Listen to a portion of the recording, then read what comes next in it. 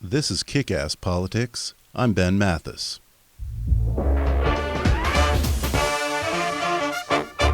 Today's podcast is brought to you by Audible.com. Audible has over 180,000 audiobooks available to download for your iPhone, Android, Kindle, or MP3 player. And right now, Kick-Ass Politics listeners can get a free audiobook download and a 30-day free trial.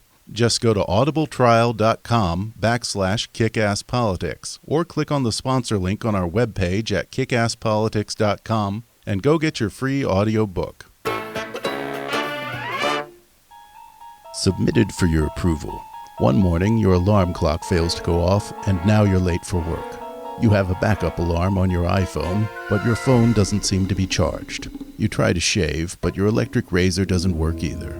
As you rush to get ready for work, you turn on the radio. Nothing comes out. You throw on your clothes and hurry downstairs to microwave some breakfast. The microwave, useless. So you forego breakfast and hop in your car, but the ignition won't start. That's when you look down your driveway and see cars stopped in the middle of the street. Your neighbors standing in their front yards in confused disbelief, just like you. And just then, a 747 drops straight out of the sky and crashes. Are you entering the Twilight Zone? No. You're experiencing an E.M.P, or electromagnetic pulse.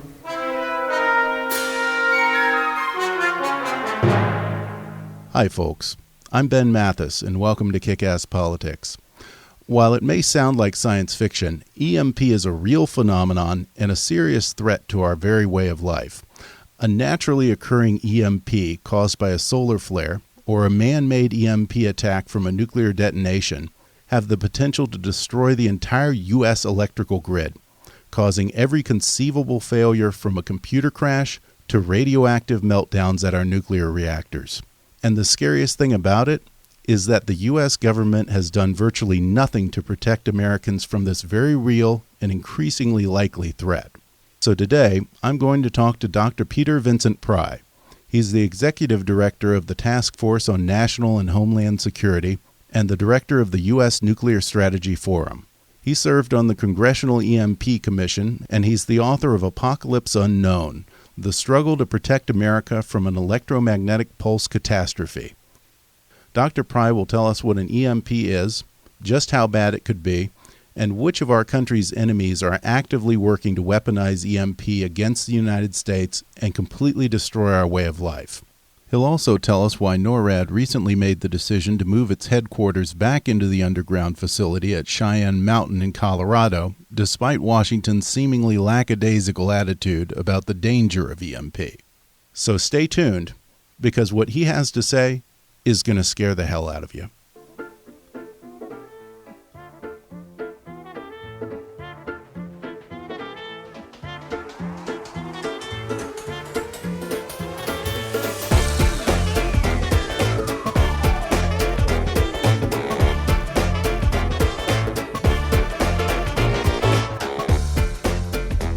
From Hollywood to Washington, it's time for Kick-Ass Politics. And now here's your host, Ben Mathis. Today I have Dr. Peter Vincent Pry on the show. He's the Executive Director of the Task Force on National and Homeland Security, and he served on the Congressional E.M.P Commission. He's here to sound the alarm on the growing threat of E.M.P. Dr. Pry, thanks for coming on the show. Well, thank you so much for having me. It's strange to me that E.M.P seems to get very little coverage on the media, and I suspect that most Americans aren't even familiar with the concept. So first, walk our listeners through it. What exactly is an electromagnetic pulse? Well, an E.M.P can be caused by man or by nature. It can be caused by a nuclear weapon or by non-nuclear weapons. And what it is essentially is it's like a radio wave. It's like a super energetic radio wave that's got so much energy in it that it will destroy electronics and electronic systems. The E.M.P itself is, if it comes from nature or comes from a nuclear weapon, is harmless to people in its direct effects. Can pass harmlessly through your body. But it's the electronics and the indirect effects that can end up to civilization quite literally by destroying the electronic infrastructures like the power grid and the telecommunication systems, transportation systems, business and finance, food and water, everything depends directly or indirectly on electricity. And when you lose that technology, we can't support that many people anymore. The E.M.P. Commission in which I served estimated that a year-long blackout caused by a nuclear or natural E.M.P. catastrophe could kill up to 9 of 10 Americans through starvation, disease, and societal collapse. 9 out of 10 Americans in 1 year. Yeah, That's and stunning. It's really common sense if you think about it. I mean, to try to cast your imagination back to the time before we had an electric grid, and that brings you back to before World War I. Well, back then, 75% of us were farmers, and almost everybody was no more than one generation removed from pioneer stock. Everybody Right. knew how to hunt and fish, and they did to supplement the family diet pretty much. So if you think about, what would happen if you took away that technology and you had 100 million people left, to try to keep alive? Unless all of those people, mostly city dwellers, could learn to become survivalists in a big hurry, they're going to die of starvation, disease, and the chaos. Right. It would be complete anarchy, I guess. We've got over 100 nuclear reactors in the country, that would go Fukushima. Radioactive fallout would be over vast swaths of the eastern United States where most of the population lives. Natural gas explosions and firestorms in cities would result from the E.M.P. The chemical spills. There would be catastrophic consequences from the blackout. The safety mechanisms that are built into complex chemical factories and nuclear reactors and other things. Airplanes flying into the sky. You'd lose 500,000 people almost immediately, from airliners crashing. At any given time, there's about 500,000 people in Wow. flight over the air, and at least in a nuclear E.M.P. event, all those planes would be at risk. And cars would be affected, too. Cars wouldn't work either, huh? Sure, cars wouldn't start.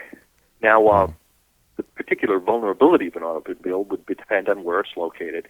For instance, if you were lucky and your car was parked in an underground garage, it probably would survive and be able to run. Oh. But the gas stations wouldn't work, and the pipelines that bring gas to gasoline, and the trucks that would bring gasoline to fire the gas stations wouldn't work either. So your car would work as long as you could Wow. put gas into it, and that would be a very significant challenge in a post-E.M.P. environment. So you're saying this would be a little bit worse than not getting cell reception? Yes, absolutely. This wouldn't be, when you say the word blackout, a lot of people, because people have lived through blackouts, short blackouts, Right. and they don't know what it would be like to have a protracted blackout. The people who lived through Hurricane Katrina have some idea, where the area around New Orleans was blacked out for many months. We were able to bring food and water into Katrina. The military, brought in medical equipment, stuff like that. If the whole country were in blackout and suffering, industrial calamities, that wouldn't be possible. It wouldn't be possible to count on what we call the edge effect. That is, there are areas around the disaster, like around a hurricane area, where we can go in and rescue them because the whole country isn't affected at once. Makes a big difference when the whole country is basically in blackout and in a catastrophe. There is nobody who can come to the rescue then. Now, there are two types of E.M.P. Yeah. There are naturally occurring E.M.P. caused by solar flares, right? That's right. And then there's the idea of a man-made E.M.P., which would be caused by a nuclear detonation. Tell me more about the difference between the two, and particularly in terms of the effect that each one has. Well, let's start with a natural E.M.P., which is easier to understand. Basically, E.M.P. 101, is that a moving magnetic field will generate a current in a wire. And you know this when you go to start your lawnmower. If you have one of those lawnmowers that still has a cord on it, you pull on the cord, and it causes a magneto to spin. This is a cluster of magnets, and it causes a moving magnetic field. And this induces a current in the wire surrounding the magneto, and it creates a little E.M.P. in the form of a spark that you can see in your spark plug. Now, the Earth is a giant magnet, and it's surrounded by a magnetosphere. It's got a north and south pole, and it's surrounded by a magnetosphere. And when a solar storm, a solar flare, hits the magnetosphere, it causes it to wobble around and move around, just the way you were moving around that magnetic field in your lawnmower heart when you were pulling on the cord. And this induces currents in wires on the surface of the Earth, particularly the long wires, because the natural EMP has a very long wavelength. And it has to, the antenna or whatever the object being affected, has to have a length of, about a kilometer or something like that. So it'll couple well into long things like power lines and the railroad tracks and natural gas pipelines, anything that's made of metal that's really long. The natural EMP, because of this long wavelength, won't directly affect your automobile. It probably wouldn't directly affect airplanes, except perhaps the very largest ones. The personal computer on your desk and things of that sort would not be directly affected. However, if it's plugged into the wall, if your personal computer is plugged into the wall, the EMP will follow the power lines into your house and get into your personal computer that way. And the big thing it does would be to crash the electric grid. And when you take down that electric grid, even if it didn't affect any of the other critical infrastructures directly, that's all it has to do. Yeah. Because the other critical infrastructures will fail within about 72 hours after the electric grid is gone. They've only got, on average, about an emergency generating capability of about 72 hours. Then they run out of gas or whatever else is being used to fuel the emergency generators. And you're right where you would have been if it had been a nuclear EMP, which phenomenologically is a little different, but you both bend up in exactly the same space. Now, the nuclear EMP does the same kind of an EMP as a geomagnetic storm does. In technical terms, we call this E3, or magnetohydrodynamic EMP. When you detonate the nuclear weapon in the magnetosphere, it causes the magnetosphere to wobble around the same way that solar flare did. However, the nuclear weapon does something else in addition to that. It puts out a lot of gamma rays, and there's a thing called the Compton effect. Well, we won't get very scientific, but it basically knocks electrons off of atoms high in the atmosphere, and these spin around at the speed of light, following the Earth's lines of geomagnetic force, and it creates I've described it before, but it's a super energetic radio wave that has a very short wavelength. It's just maybe half a meter long, and this can couple into really small objects.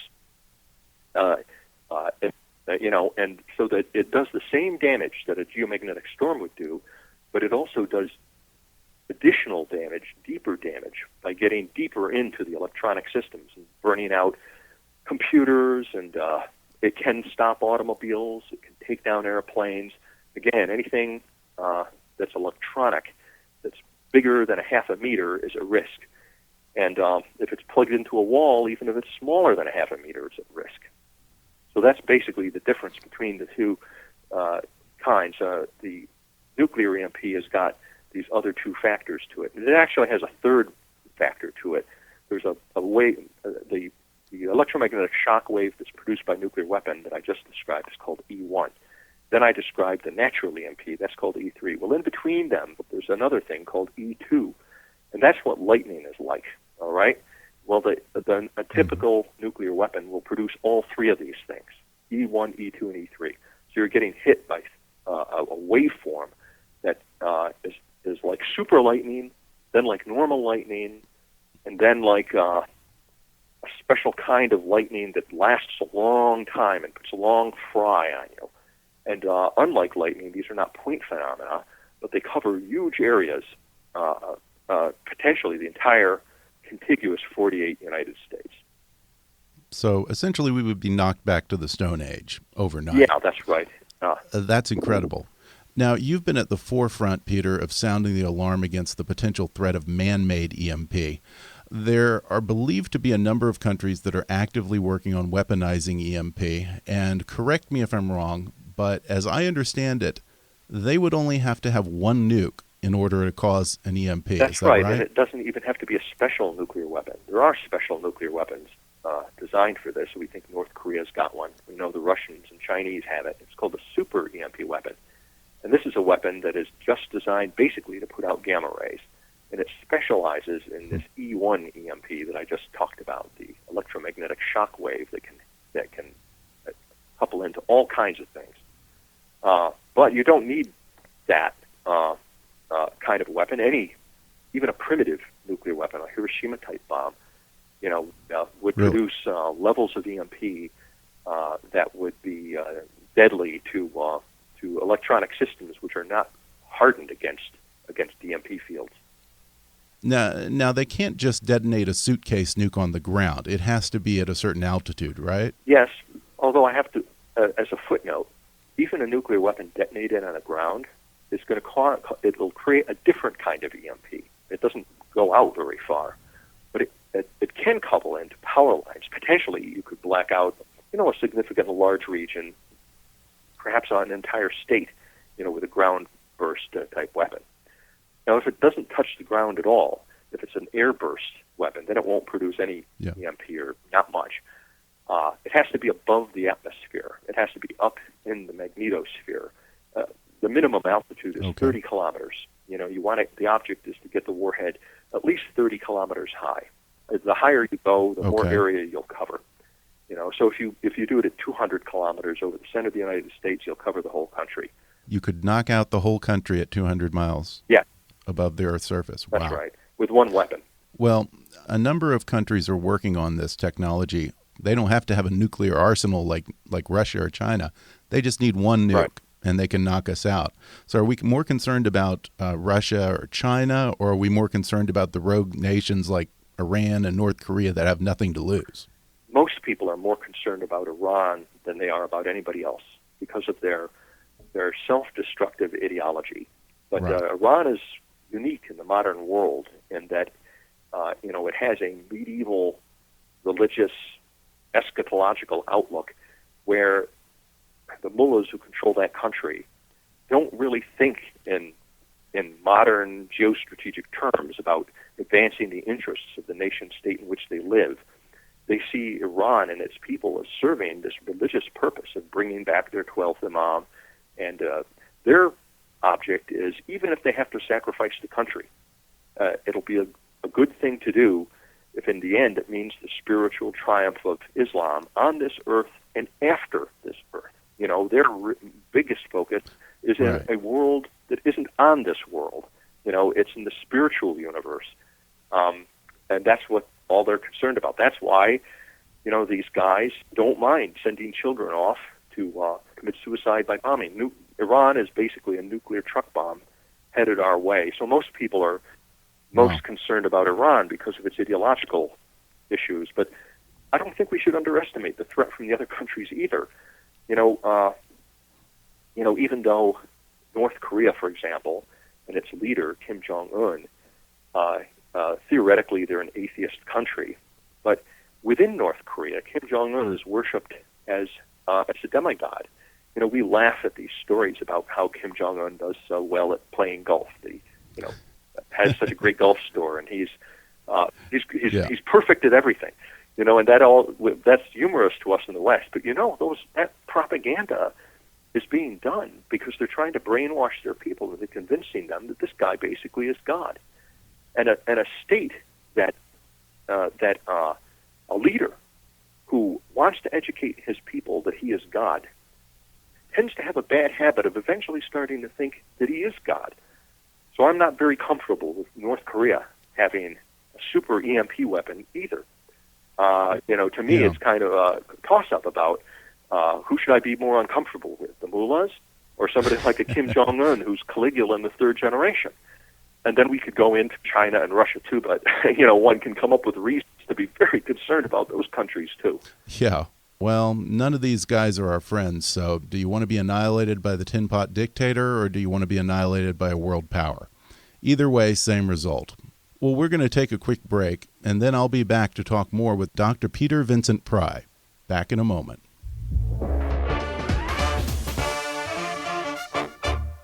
This portion of the podcast is sponsored by Fiverr. That's Fiverr. You've heard me rave about Fiverr before. Fiverr is the world's largest online marketplace for services with over 100 categories, all offered at a fixed base price of just $5. Logo design, business consulting, marketing, business cards, stationery, web design, translation, proofreading, legal consulting, and just about any other service you can imagine, all offered at a base price of just $5. In fact, you know the announcer who does the intro to Kick-Ass Politics? I found him on Fiverr, a professional radio announcer to do our intro for just $5. And right now, when you go to kickasspolitics.com and click on the Fiverr ad on our sponsor page, you'll be showing your support for the show, and you'll get some great offers on services tailored to your needs. Whatever you need done, find it on Fiverr.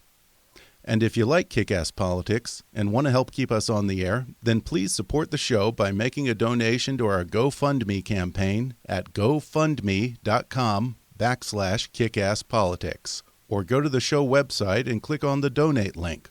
Your support will help keep us producing new and even more interesting programs in the future.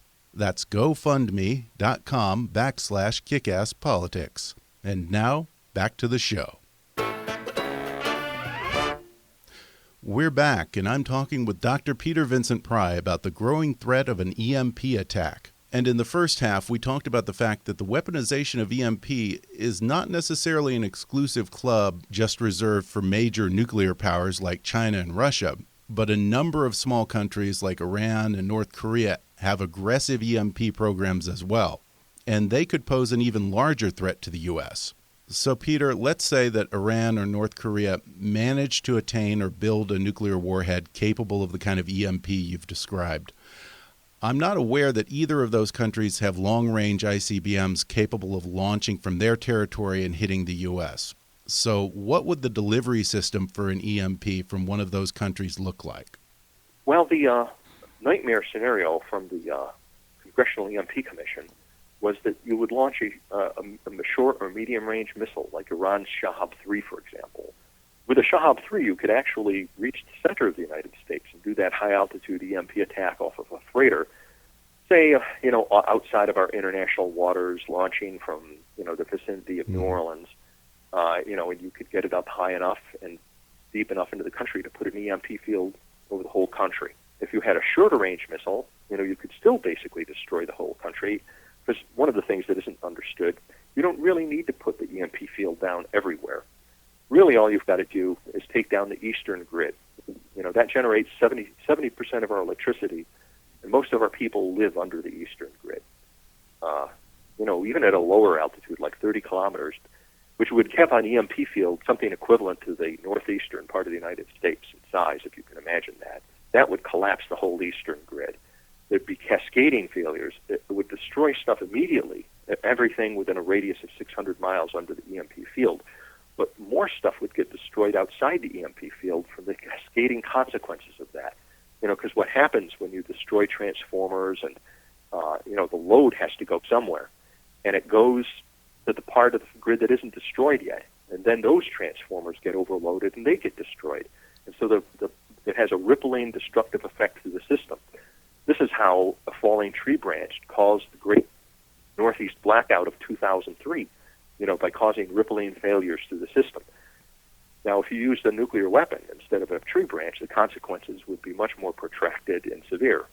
We've actually seen Iran practice that, where they have launched, short-range missile off of a freighter. We've seen them use their mobile Shahab-3, which is, because it's a mobile missile, it would be well-suited to launch off a freighter, but they've conducted several tests that look like they've been practicing fusing warheads for high-altitude detonation. And Dr. Graham, who had been the chairman of my E.M.P. commission, concluded that there's really no other explanation except that they were practicing E.M.P. attacks with those Shahab-3 flights. Or even on a high-lift meteorological balloon. You don't even really need a missile to take out the grid. Oh, really? Yeah, if you lofted it by balloon, you could do it that way. Also, if you had a any kind of an aircraft that could approach Mach 1, you can, if the pilot's willing to commit suicide, you can do a zoom climb and get yourself up above 30 kilometers that way. And perhaps most disturbing of all is, during the nuclear crisis we had with North Korea, or a couple of months after it, it was back in 2013. And right. I think he deliberately provoked a crisis so he could practice this new way of war. Because in the middle of that crisis, North Korea orbited a satellite over us. That's another way of doing it, where you could perhaps keep your fingerprints off the attack and do it anonymously. This concept was originally invented by the Soviets during the Cold War, and it's called a fractional orbital bombardment system. And what it is you use a missile, a space launch vehicle, basically. It looks like a peaceful space launch vehicle, and it looks like you're going to launch a satellite, but you've got a warhead hidden inside the satellite. Huh. And the idea is that, okay, this thing looks like a space launch vehicle, and then when it's launched, it goes on a satellite-type trajectory. So to us, it looks like, oh, it's just a satellite. And it's launching away from the United States. It goes away from the United States, passes over the South Polar region, then comes up at us from the other side of the world, coming up from the south. Because we don't have, even today, we don't have any ballistic missile early warning radars or missile interceptors facing south. We're blind. Right, it's a relic of the Cold War. We're expecting attack from Russia. Exactly, and that's why the Soviets invented this thing during the Cold War. But even after they did, we've neglected to shore up our southern defense. And both North Korea and Iran have practiced orbiting satellites in exactly that trajectory. In fact, one of the satellites, the KSM-3, it's a North Korean satellite, orbits over us regularly at the optimum altitude for putting an E.M.P. field down on all 48 contiguous United States. Suppose there was a nuclear warhead hidden in that satellite right now, and if they detonated it and they took out our critical infrastructures and all the rest, would we know that that was North Korea that made the attack? After all, they launched that satellite several years ago. It was launched in 2012. Having been in the intelligence community, I can just imagine the arguments that would be made to the president to not attack North Korea because we don't know for sure if they did it or not. We could say, well, maybe it was the Iranians or the Chinese or the Russians who did it off a freighter or using some other means to try to, provoke us into attacking the North Koreans. And so they would escape retaliation. It would be hard to figure out, especially after, It might not matter because we might not be able to retaliate. Yeah, we might not be able to retaliate, and our intelligence probably would not be working very well either, when you're going into a situation of complete blackout. All those sensors, the data we rely on from spy satellites and all the rest, would be taken away from us from the E.M.P. attack. So essentially, an Iran could level the playing field in one fell swoop. Yeah. Basically, we would be knocked back to the Stone Age just like them. Or the other thing is, I suppose, God forbid, if we had another world war eventually with China or Russia, I have to imagine that their first priority would be to do a Pearl Harbor-like strike on our electrical grid. And then once they've done that, we'd essentially be, like I said, kicked back to the Stone Age and completely defenseless. Well, you're absolutely right. And you've actually anticipated what military theorists in Russia, China, North Korea, and Iran are thinking. Because there's a new way of warfare. They call it a revolution in military affairs. It was originally conceived by the Russians. It's to use nuclear E.M.P. attack in combination with cyber attack and physical sabotage and non-nuclear E.M.P. weapons, and maybe even to exploit the weather, like to make an attack against the grid on a hot day, Wow. which puts natural stress on the grid or out of a hurricane. Yes, and for example, in General Viktor Slupchenko's book, No Contact Wars, he describes this new way of warfare. And the idea here is that it makes high-technology armies and navies obsolete because you can go around them by attacking the unprotected civilian infrastructures, and particularly the electric grid, and cause and destroy the civil foundation of the society, its industrial base and all the rest. And you can't fight a war very long, even if you've got a high-tech army left over, when you've lost your electric grid and all the other critical infrastructures have collapsed. Russia sees it as a revolution in military affairs that would enable them to decisively triumph over the West if they had to get into a war, by using just one nuclear weapon or one nuclear weapon against every adversary that they faced. I think that's what people don't realize about the Iranian threat is they only have to be right once. They don't have to build up a Soviet Union-like arsenal. Right. They just need one, and then they can destroy our entire existence here. And we even know that that's why they want the bomb, to do an E.M.P. attack, because they've written about it. The E.M.P. Commission, found the military writings showing that they know about E.M.P., that they plan to make that E.M.P. attack. Congressman Trent Franks, who's been a leader in Congress on this, read into a little bit into the congressional record from a recently translated Iranian military textbook that is all about this revolution in military affairs I was telling you about, with a great focus on a nuclear E.M.P. attack to take out the United States. I mean, this thing describes how they would do it and basically endorses this is the way to win a future war. So it's not just a theoretical thing that they could do this. We know from their own writings and from their missile launches and exercises that this is what they're planning to do. This is why North Korea and Iran both want nuclear weapons. It really doesn't make any sense to put all that money into developing weapons and missiles if you're trying to think of the Cold War type nuclear strategies, because as you correctly pointed out, there's no way they could ever compete with us, either at the technological level or in terms of numbers. But they don't have to this way.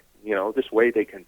All they need is that one warhead. Just land one warhead on target, and it's a big target, to be able to get one to detonate 200 kilometers above the United States. And it's hard to miss a big target like the whole continental United States. That creates, for the first time in history, a situation where failed states like Iran and North Korea can actually take out the most successful societies on Earth and prevail over them. Well, Dr. Peter Vincent Pry, thank you for coming on the show and waking people up to this very real threat. Well, thank you so much for having me. Absolutely. Well, folks, this is a serious enough issue that I decided to break this interview with Dr. Peter Vincent Pry into two parts. In the next episode, we're going to talk about why you haven't heard more about E.M.P. from Washington and the media, and Dr. Pry will reveal what major industry is aggressively lobbying politicians to ignore the threat of E.M.P. It's the same industry that's behind a concerted effort in the media to discredit the science behind E.M.P. and convince Americans that E.M.P. is just the stuff of movies and conspiracy theories. So you don't want to miss part 2. I hope you'll subscribe to the podcast on iTunes so you can automatically get new episodes as they become available. And while you're there, I'd appreciate it if you left us a review. That helps a lot with the show's rankings on iTunes. And if you like Kick-Ass Politics and want to help keep us on the air, then please support the show by making a donation to our GoFundMe campaign at gofundme.com/kickasspolitics, or go to the show website and click on the donate link. Your support will help keep the lights on over here and will be greatly appreciated. That's gofundme.com/kickasspolitics. As always, I welcome your comments, questions, and suggestions at comments@kickasspolitics.com, or leave a voicemail on the toll-free listener hotline at 844-KA-POLITICS. Be sure to tune in to Part 2, where I'll continue my discussion on E.M.P. with Dr. Peter Vincent Pry. Until then, I'm Ben Mathis, and thanks for listening to Kick-Ass Politics.